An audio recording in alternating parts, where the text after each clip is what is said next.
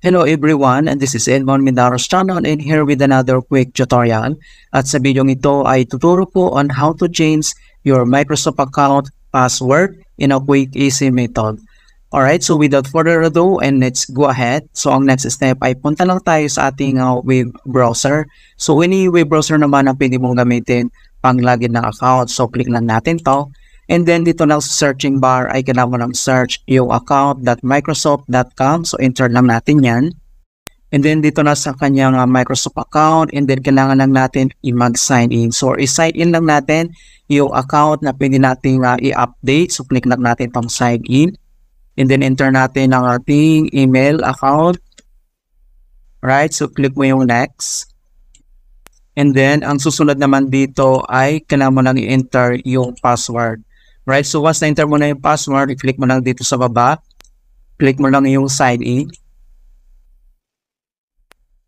Ayan, so nakapag-login na tayo dito sa ating Microsoft account.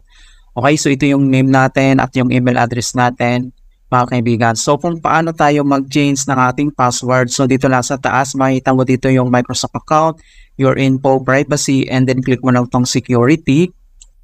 Then dito sa security naman ay makikita mo agad dito yung change password and then yung pangalawa naman ay two-step verifications. So i-click mo lang tong change password, mga kaibigan.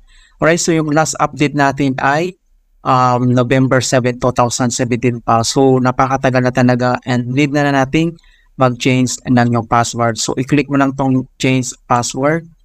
Okay, so kailangan na natin i-verify your identity. So yung may mga email tayo dito na backup na pang-send ng ating verification. So, select ka lang dito or yung kung ano yung makita mong email doon na nakalagay ay select mo lang. Basta active yung email address. Alright?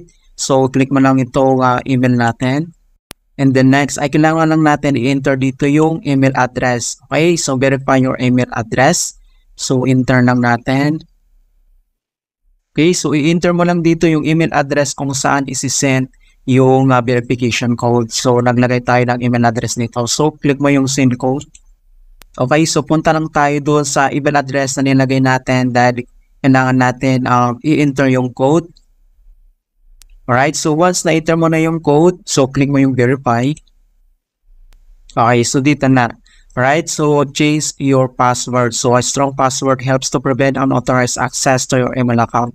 So ilalagay lang natin dito yung current password natin, yung luma, okay? Yung ginagamit natin. So yun yung enter natin dito. And then kailangan mo lang i-enter yung new password, yung ipapalit natin. Okay, and then kailangan mo lang i-re-enter yung password, dapat match dito sa nilagay natin na new password. Okay, so once nilagay mo na yung new password and then yung re-enter password para mag-match po sila. And then dito naman is make me change my password every 72 days. Pwede mo naman i-click tong, pwede mong i-check tong box na to kung gusto mo na mag-change ka ng password every 72 days. Kung ayaw mo naman, okay lang din. And then next, kailangan mo lang i-click tong save. Okay, so click yung save. Ayan mga kaibigan. So ganun lang po kasimple talaga kung paano tayo mag-change ng password. Alright?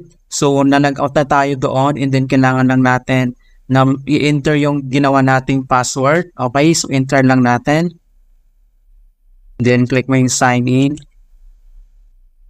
Ayan mga kaibigan. So, very simple lang kung paano tayo mag-change ng password ng ating Microsoft account. So, makita mo dito na change password last updated ngayong September 6, 2023 ngayon lang. Alright, so ganun lang po mga kaibigan, very simple lang. And hope na nasundan yung ating step-by-step method mga kaibigan. If you found this guide helpful, please like, share, and subscribe and hit the notification bell for more informative Windows 11 tutorials and Microsoft account. Feel free to leave any questions or comment down below. Thank you guys and see you in my next tutorial.